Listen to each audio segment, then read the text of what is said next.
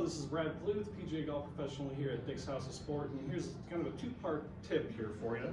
And the first one is, where do you pivot around? So real simple, I want you to find your stance where your fingers hang the same distance from the ground and your wrists hang at the same inclination. So you kind of see if my feet aren't the proper width, one hand turns in more than the other. So we want to find your right stance width first. For me, it happens to be probably 8 out of 10 people, it's going to be middle of your feet to the outside of your hips. Okay? So that's a good visual reference. You can't see your shoulders, but you can see your hips and your feet. So 8 out of 10, some people might be a little wider, some people might be a little bit more narrow. I'm personally in the outside of my ankles to the outside of my hips.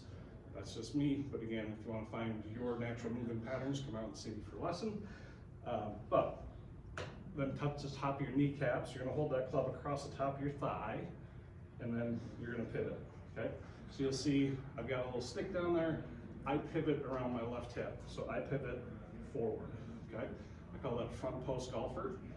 Some golfers will pivot around their tailbone, and some people will pivot around the right hip. Okay? Real simple. If you pivot around your front hip, I want you to feel like your hands get over your front thigh at address. Okay? Ball's probably going to be a little bit more forward. You're not going to have as much side bend. Okay?